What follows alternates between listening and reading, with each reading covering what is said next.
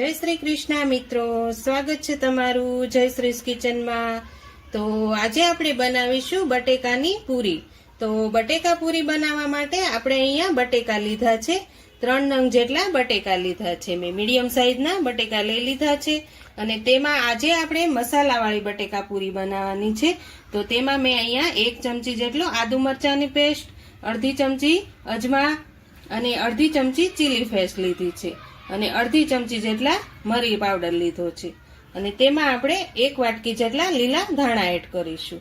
તો આપણે સાદી તો બટેકા પૂરી બનાવતા જ હોઈએ છે, પણ આજે આપણે મસાલાવાળી બનાવવાની છે, એકદમ ટેસ્ટી અને સ્વાદિષ્ટ બનીને તૈયાર થશે।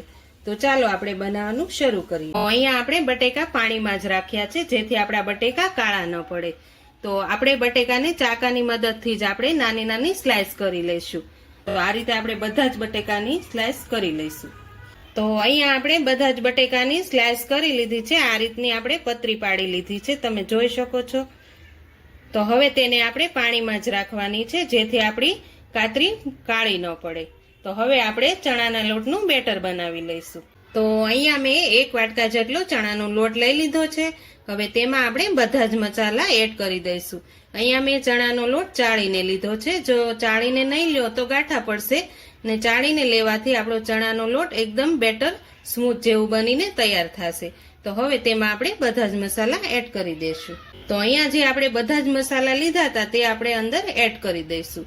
અહીંયા અડધી ચમચી જેટલા અજમા છે, તેને મેં હાથેથી ક્રશ કરી લીધા છે અને અડધી ચમચી જેટલા ચીલી ફ્લેક્સ છે તે પણ આપણે અંદર એડ કરી દઈશું ને 1 ચમચી જેટલું આદુ મરચાંની પેસ્ટ છે અને અડધી ચમચી જેટલા મરી પાવડર છે તે પણ આપણે એડ કરી દઈશું। 1 વાટકી જેટલા ધાણા લીધા હતા તે પણ આપણે એડ કરી દઈશું। હવે તેમાં આપણે સ્વાદ પ્રમાણે નમક એડ કરીશું અને અડધી ચમચી જેટલી હિંગ એડ કરીશું અને અહીંયા આપણે 1 ચપટી જેટલી જ હળદર એડ કરવાની છે, જાજી એડ નથી કરવાની। તો અહીંયા હળદર પણ એડ કરી દઈશું। હવે આ બેટરને આપણે બધું જ સારી રીતે મિક્સ કરી લઈશું। તો અહીંયા આપણા બધા જ મસાલા એકદમ સરસ રીતે મિક્સ થઈ ગયા છે। હવે તેમાં આપણે થોડું થોડું પાણી એડ કરતા જશું અને બેટર બનાવી લઈશું। તો આ રીતે આપણે થોડું થોડું પાણી એડ કરતા જશું, થોડું થોડું જ એડ કરવાનું છે, જેથી આપણા લમ્સ ન રહે અને ગાંઠા ન પડે।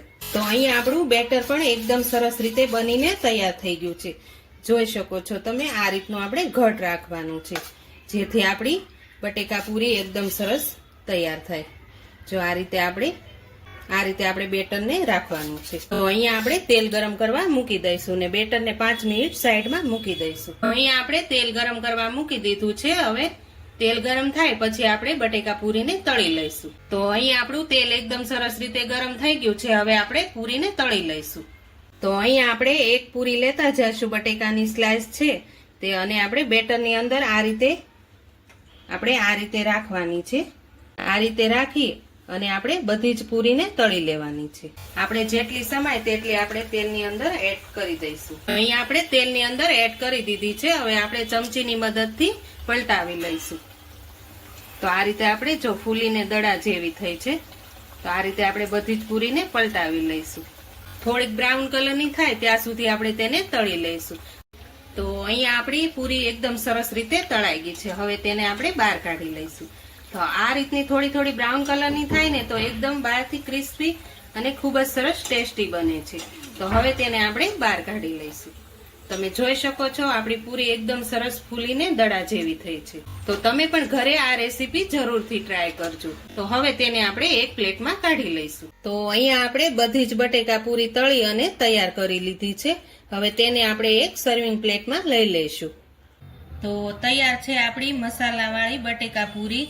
તો જો તમને મારી આજની રેસીપી પસંદ આવી હોય તો મારા વિડીયોને લાઈક કરજો, વધુમાં વધુ શેર કરજો અને હજુ સુધી મારી ચેનલને સબસ્ક્રાઇબ ન કરી હોય તો પ્લીઝ સબસ્ક્રાઇબ કરજો અને કોમેન્ટ કરીને કહેજો કે તમને મારી આજની રેસીપી કેવી લાગી।